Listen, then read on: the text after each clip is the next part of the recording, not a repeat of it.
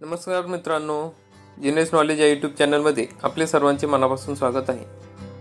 आज आपण बघणार आहोत मुंबईतील 8 रेल्वे स्थानकांची नावे बदलणार आहेत। मग त्या 8 नवे रेल्वे स्थानकांची संपूर्ण यादी आजच्या या व्हिडिओमध्ये आपण बघणार आहोत। तर हा व्हिडिओ आपण शेवटपर्यंत बघा। तर मित्रांनो, मुंबईची जीवनवाहिनी म्हणून ओळखल्या जाणाऱ्या मुंबई लोकलच्या स्थानकांना आता नवं नाव मिळणार आहे। मुंबईतील काही रेल्वे स्थानकांची नावे ब्रिटिशकालीन आहेत, मात्र आता त्या नावात बदल करून स्थानकांना नवीन नावे देण्याची मागणी करण्यात आली होती। तर या मागणीला राज्य सरकारने तत्वतः मंजुरी दिली असून कॅबिनेट निर्णयानंतर राज्य सरकारच्या वतीने हा प्रस्ताव केंद्र सरकारकडे पाठवला जाणार आहे। भारतीय स्वातंत्र्याच्या खुणा पुसून टाकण्यासाठी केंद्र सरकार पुढाकार घेत असतं।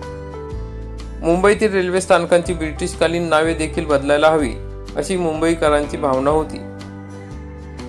मग या मागणीला सकारात्मक प्रतिसाद देत राज्य सरकारच्या वतीने या प्रस्तावाला तत्वतः मंजुरी देण्यात आली आहे। या मागणीनुसार पुढील रेल्वे स्थानकांच्या नावांमध्ये असा बदल करण्याबाबत राज्य सरकारकडून केंद्र सरकारला प्रस्ताव सादर केला जाणार आहे। तर मग करी रोड या रेल्वे स्टेशनचे नाव लालबाग हे करण्यात येणार आहे।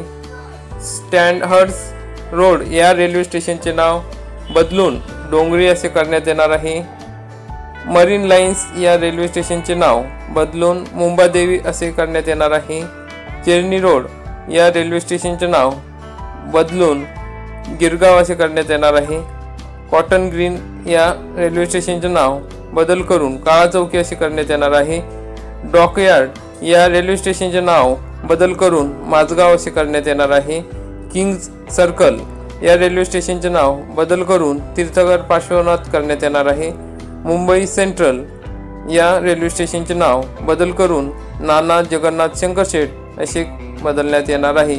तर मित्रांनो, अशा प्रकारे रेल्वे स्टेशनच्या नावांमध्ये बदल होणार आहे। तर हा व्हिडिओ आपल्याला कसा वाटला?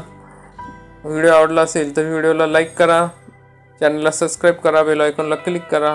जय हिंद, जय महाराष्ट्र।